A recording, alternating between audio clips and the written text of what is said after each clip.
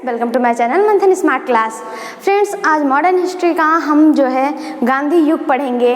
गांधी युग कहें या फिर इसे हम स्वतंत्रता आंदोलन कहें। फ्रेंड्स, एग्ज़ाम में ये जो चैप्टर जितना भी क्वेश्चन बनता है तो हम कह सकते हैं कि जितना मॉडर्न जो है मिडवल और एंशिएंट और मॉडर्न जो है मॉडर्न का ये पार्ट है तो उसका 50% और ये जो है ये 50% इससे ही केवल बन जाता है आंदोलन से।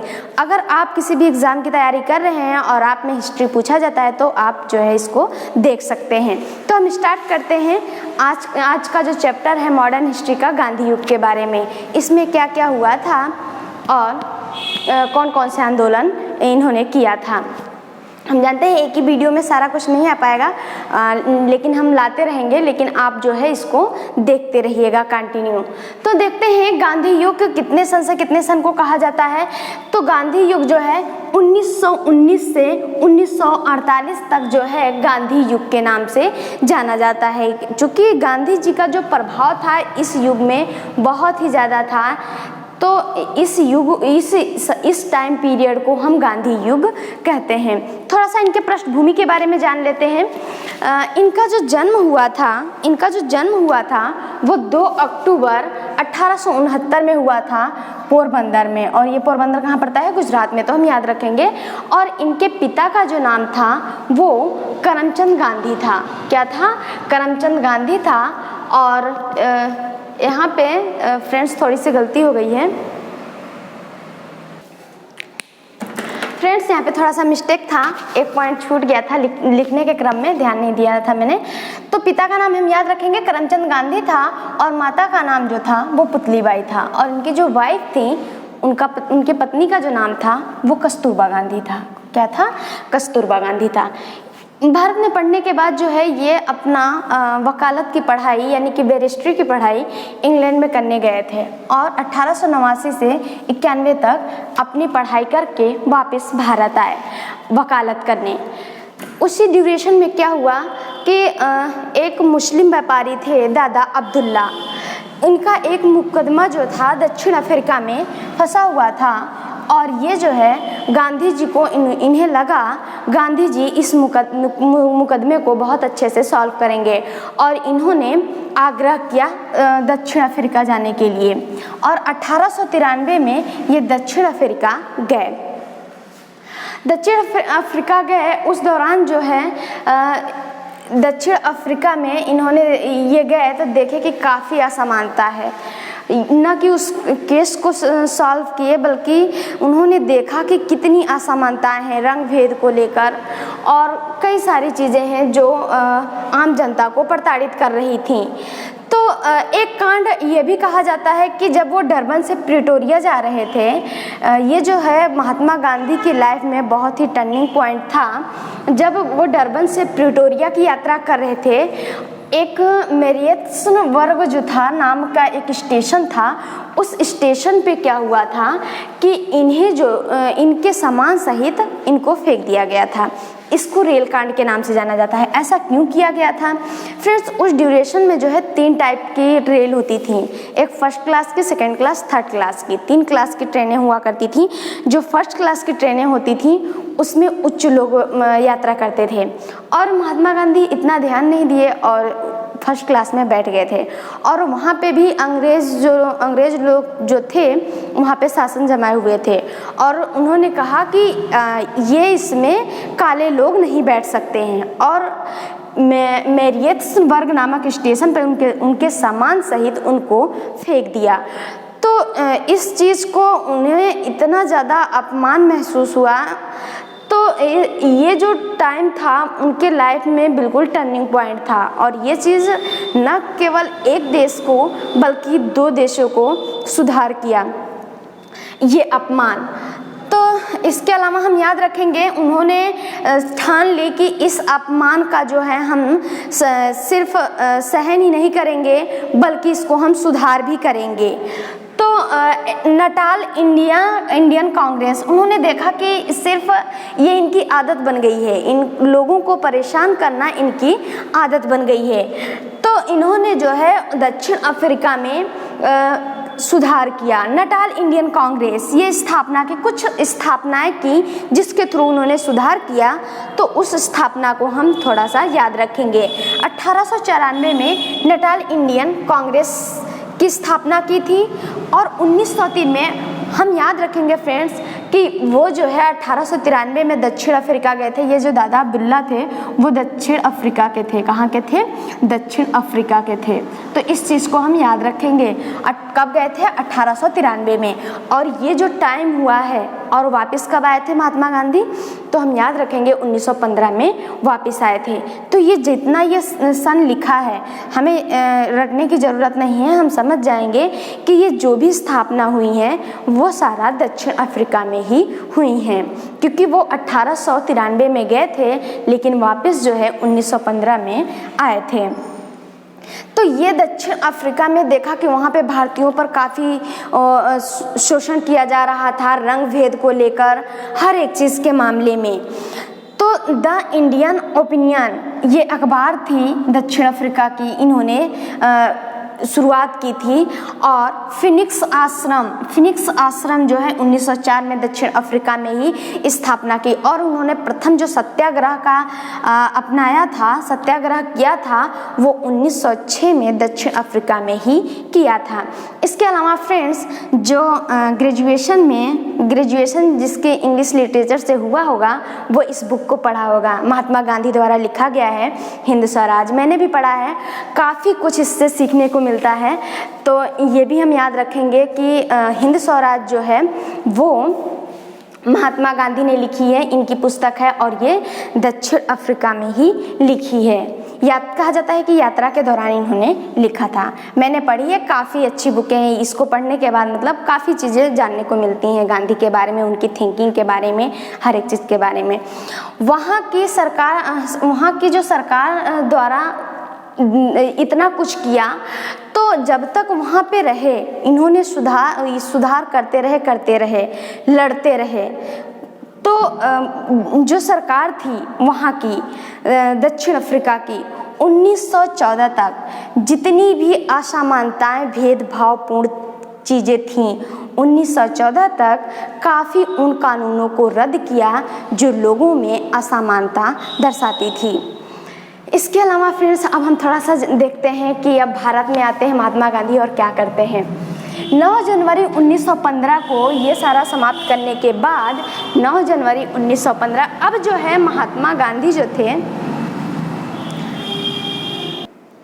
फ्रेंड्स, तो हम याद रखेंगे जब ये वापस आए 9 जनवरी 1915 को भारत वापस आए। ये भी क्वेश्चन कितनी बार पूछा जाता है फ्रेंड्स। ये जो हम आपको बता रहे हैं एक सीरियल से बता रहे हैं।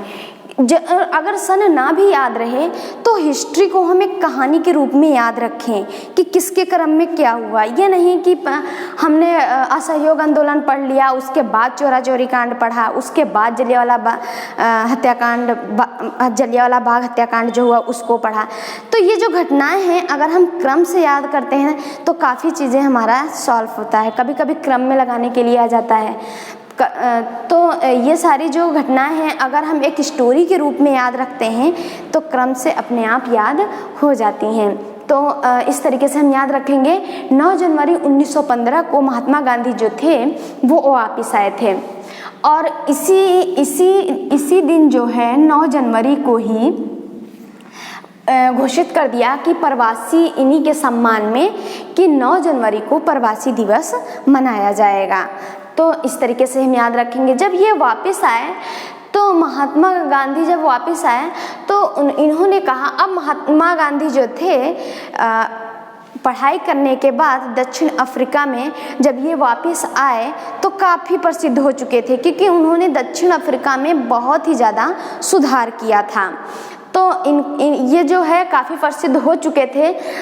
तो इस तरीके से हम याद रखेंगे कि जब ये आए यहाँ पे तो इनके जो गुरु थे गोपाल कृष्ण गोखले को इन्होंने अपना गुरु माना और इन्होंने कहा कि आप जो है सबसे पहले मुंह बंद करके कान खोल के पूरे भारत का यात्रा कीजिए, उसके बाद ही आप कुछ करें। तो इन्होंने सजेशन दिया, राजनीतिक गुरु थे इन्होंने माना महात्मा गांधी ने, और इन्होंने सजेशन दिया कि आप पहले पूरे भारत का यात्रा करिए चुपचाप, और इन्होंने महात्मा गांधी ने यात्रा किए। फ्रेंड्स, हम याद रखेंगे ये जो ड्यूरेशन है 1915, आपको याद आता हो तो 1914 से 1918 ये जो था फर्स्ट वर्ल्ड वार का ड्यूरेशन भी था। उस टाइम जो है प्रथम विश्व युद्ध इस ड्यूरेशन में चल रहा था, तो 1914 से 1918 तक चला था। तो उस टाइम जो था फर्स्ट वर्ल्ड वार भी चल रहा था। तो महात्मा गांधी को ऐसा लगा कि अगर हम इनका सहयोग कर रहे हैं, ब्रिटेन का सहयोग कर रहे हैं, तो ये जो है छोड़कर चले जाएंगे। लेकिन फ्रेंड्स, ऐसा नहीं हुआ। इन्होंने काफ़ी सहयोग किया। महात्मा गांधी ने काफ़ी भारत के जो लोग थे, युवा थे, उनको प्रोत्साहित किया सेना में भर्ती होने के लिए, और लोग भर्ती भी हुए। इसलिए इनको भर्ती करने वाला सर्जेंट भी कहा गया। क्यों कहा गया? क्योंकि इन्होंने काफ़ी प्रोत्साहित किया। तो इस तरीके से हम याद रखेंगे इनको भर्ती करने वाला सर्जेंट क्यों कहा गया। इनको लगा था कि ये जो है इस युद्ध के बाद छोड़ के ये चले जाएंगे और हमारा स्वराज हमें वापस दे देंगे। लेकिन आप देखेंगे कि किस तरीके से ये लोग अपना पहुंच बनाते हैं। 1915 में इन्होंने साबरमती आश्रम के स्थापना की, और साबरमती आश्रम की स्थापना की। और फिर क्या हुआ कि जब ये ख़त्म, इसके अलावा फ्रेंड्स इसी ड्यूरेशन में क्या हुआ कि काफ़ी आंदोलन हो रहे थे। जैसे बिहार की बात करें, हम इसलिए कह रहे हैं क्योंकि इनका जो पहला आंदोलन भारत में था वो चंपारण सत्याग्रह था। कौन सा था? चंपारण सत्याग्रह। ये क्यों हुआ था और किसके कहने पे हुआ था? तो ये राजकुमार शुक्ल ने बिहार के थे, और ये जो थे तीन कठिया प्रणाली से परेशान थे। और जब ये महात्मा गांधी आए तो काफ़ी इनको प्रेरित किया कि आप जो है चल के इस रूल को ख़त्म करिए। क्यों रूल को ख़त्म करवाना चाहते थे? क्योंकि ये अंग्रेज़ जो लोग थे वो एक नियम बना के रखे थे कि जो है तीन कट्ठे का इसको माना जाता था कि जो भूमि है उसका 3/20 जो है भाग पर उन्हें नील की खेती करना अनिवार्य था। तो नील की खेती करने से उनका नुकसान क्या था कि नील की जो जड़ें होती हैं वो ज़मीन के काफ़ी अंदर तक जाती हैं और भूमि को बंजर बना देती हैं। तो ये जो है इसके लिए उन्हें प्रताड़ित किया जाता था कि आपको इतना करना ही पड़ेगा। तो इस चीज़ से जो राजकुमार शुक्ल थे वो परेशान होकर महात्मा गांधी के पास आए और उन्होंने कहा कि आप जो है इस तीन कठिया प्रणाली को समाप्त कराइए। ये महात्मा गांधी का भारत में पहला आंदोलन था चंपारण सत्याग्रह। अगर हम जन आंदोलन की बात करेंगे, जन आंदोलन वो आंदोलन होता है जिसमें लोगों को इकट्ठा किया, तो वो असहयोग आंदोलन था। लेकिन अगर हमसे पूछा जाए कि महात्मा गांधी का भारत में पहला आंदोलन कौन सा था, तो 1917 में चंपारण आंदोलन था, चंपारण सत्याग्रह था। इस तरीके से हम याद रखेंगे 1917 में चंपारण सत्याग्रह हुआ। और इसके अलावा 1918 में अहमदाबाद जो मिल मजदूर था आंदोलन, इस चीज़ को भी ये ऐसा आंदोलन था जो महात्मा गांधी पहली बार भूख हड़ताल पर बैठे थे और इसमें भी जो था इनको सफलता मिली। और 1918 में खेड़ा का आंदोलन किया महात्मा गांधी ने। तो ये सारे आंदोलन होने के बाद जो है कि महात्मा गांधी भारत में बिल्कुल प्रसिद्ध हो चुके थे। तो यूं ही नहीं किसी के पीछे लोग चलते हैं। तो काफ़ी कुछ महात्मा गांधी ने पहले दक्षिण अफ्रीका में किया, फिर आके भारत में किया। लोगों को विश्वास हुआ कि हाँ, और उन्होंने जागृत किया कि ये जो है हमारा शोषण कर रहे हैं। अब हम थोड़ा सा जानते हैं इसके बारे में। हमने बताया कि 1915 में भारत में महात्मा गांधी आए तो उन्हें ऐसा लगा कि हम अगर इसमें चूँकि ब्रिटेन भी विश्व युद्ध में शामिल था, तो उन्हें लगा था अगर इस विश्व युद्ध में हम ब्रिटेन का सहयोग करते हैं तो ये स्वराज हमें वापस कर देंगे। लेकिन होता क्या है कि जैसे ही 1918 में विश्व युद्ध समाप्त होता है, वो लोग क्या करते हैं, 1919 में रॉलेट एक्ट पारित कर देते हैं। ये रॉलेट एक्ट क्या होता है, इसके बारे में थोड़ा सा हम जानते हैं। फ्रेंड्स, ये एक ऐसा उन लोगों के द्वारा बनाया गया कानून था कि किसी भी भारतीय को शक के आधार पर, मात्र शक के आधार पर उनको गिरफ्तार कर लिया जाता था, और इस गिरफ्तारी के बाद ना तो वो वकील कर सकते थे, ना अपील कर सकते थे, ना दलील कर सकते थे। ये 3 चीज़ें इसमें खासियत थी, नो अपील, नो दलील, नो वकील। तो ये 3 चीज़ थी। तो इससे जो था बहुत ही ज़्यादा उन्हें परेशानी हुई कि ये तो मतलब बहुत ही ज़्यादा विपरीत प्रभाव पड़ा। हम तो चाहते थे, मतलब उन लोगों को ऐसा लगता था कि स्वराज वापस कर देंगे, लेकिन यहाँ तो एक अलग ही रूल बन गया, रॉलेट एक्ट। पंजाब के जो 2 प्रसिद्ध नेता थे, डॉक्टर सफरुद्दीन किचलू और डॉक्टर सत्यपाल, ये जो 2 नेता थे पंजाब के, इनको इसी एक्ट के तहत गिरफ्तार कर लिया गया। अब जब गिरफ्तार कर लिया गया, चूँकि ये प्रसिद्ध नेता थे, तो लोगों में आक्रोश भर गया कि ये जो है गलत हुआ है। फिर क्या होता है,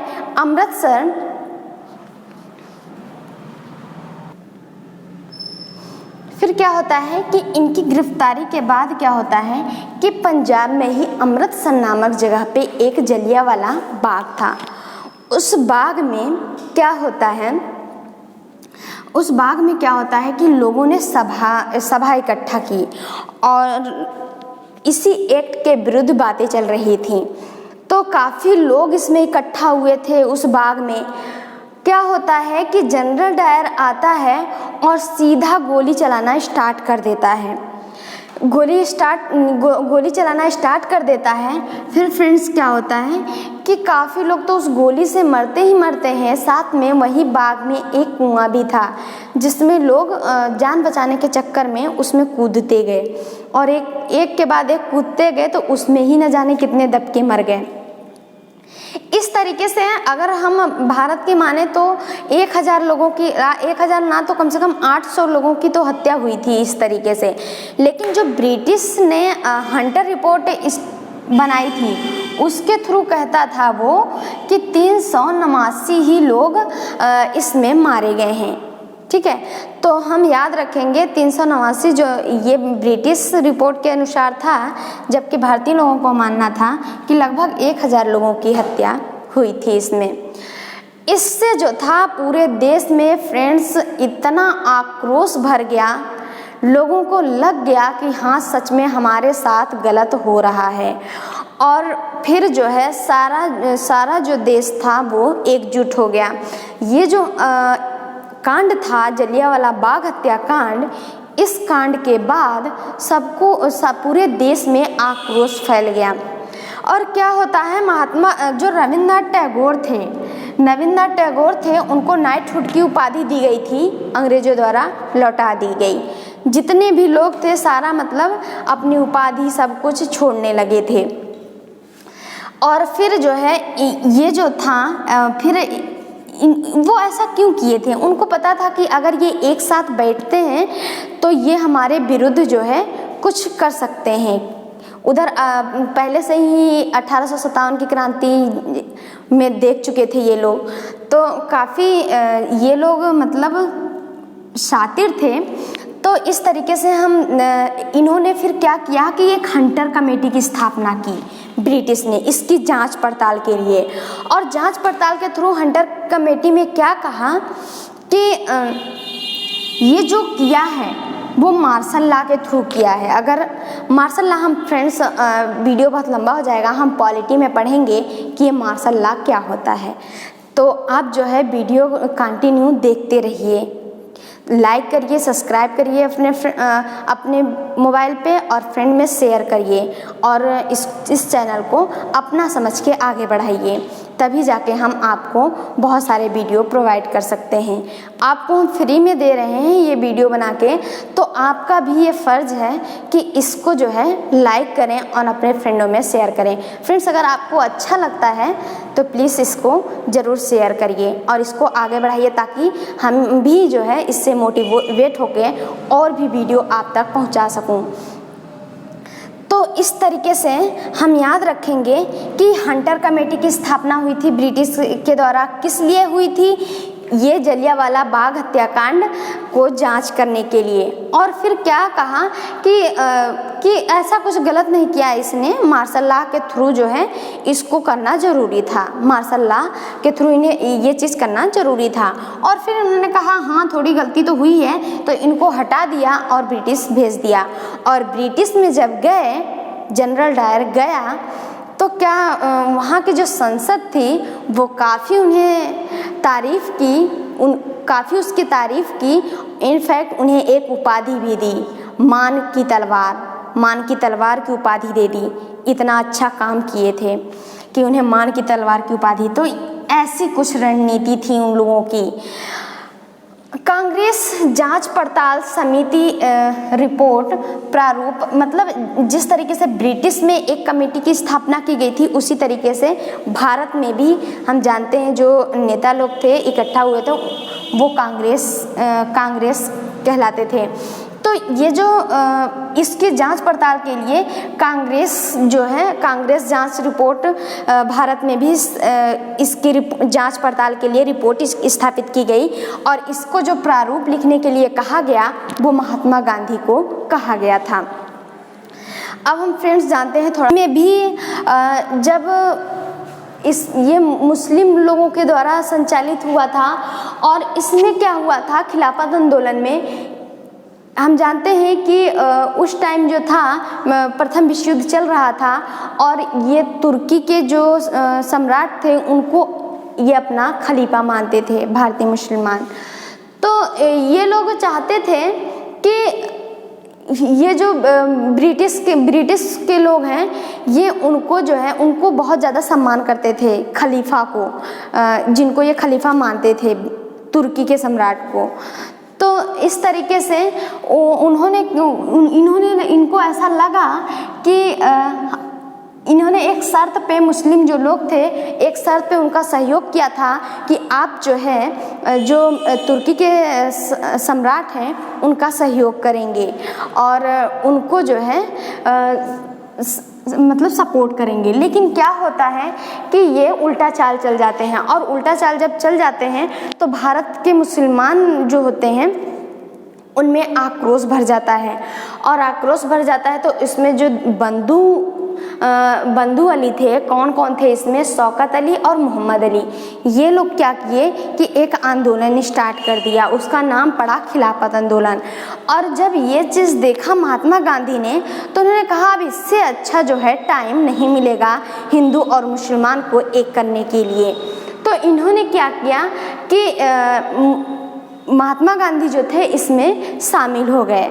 तो मोहम्मद अली जिन्ना भी इस बात से थोड़ा सा नाराज़ थे, वो कह रहे थे कि आपको धार्मिक मामलों में राजनीति नहीं लानी चाहिए।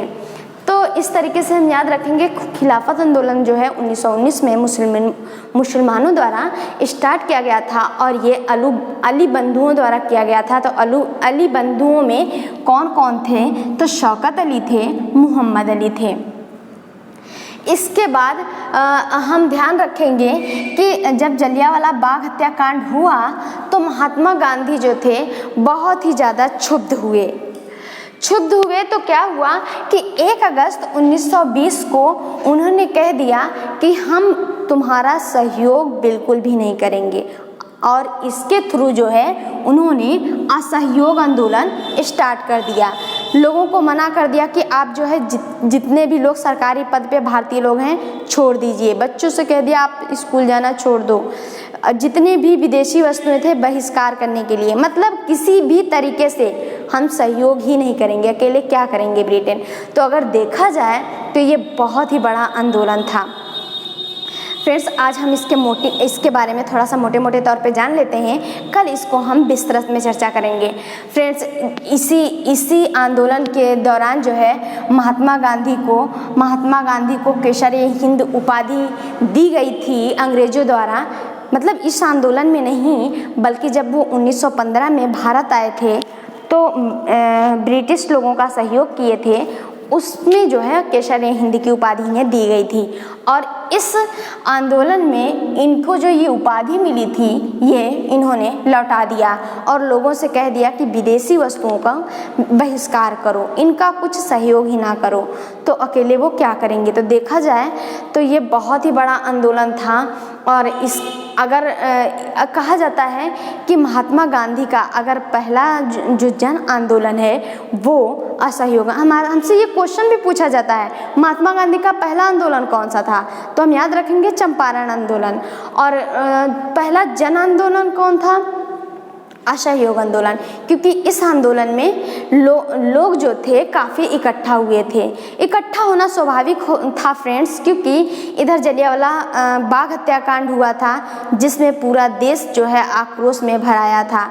तो लोगों ने सारा चीज़ का बहिष्कार करना स्टार्ट कर दिया था, बच्चों ने स्कूल जाना छोड़ दिया, लोग जो पदवी पर थे, सरकारी पदवी पे, वकील और शिक्षक जो भी थे, सारा छोड़ना स्टार्ट कर दिया था। इस तरीके से असहयोग आंदोलन बहुत ही व्यापक तरीके से चल रहा था। लेकिन तभी 5 फरवरी 1922 में चौरा चौरी हत्याकांड हो जाता है। ये गोरखपुर जिले में होता है। इसमें 21 जो है कांस्टेबल और 1 सिपाही होते हैं, जिनको जो है थाने में किसानों द्वारा जला दिया जाता है। यूं ही नहीं जला दिया जाता है, ये जो है अपना कुछ कर रहे थे तो किसानों पर जो है गोली चला दिए थे। और फिर ये लोग क्या किए कि पूरे थाने में आग लगा दी, जिसमें 21 कांस्टेबल और 1 सिपाही मारे गए थे। तो महात्मा गांधी को तो हिंसा पसंद ही नहीं था, तो उन्होंने कहा लगता है कि अभी हमारे जो भारतवासी हैं ये असहयोग आंदोलन के लिए तैयार नहीं है। और इतना बड़ा जो आंदोलन था वो उन्होंने वहीं पे स्थगित कर दिया, टाल दिया, वापस ले लिया।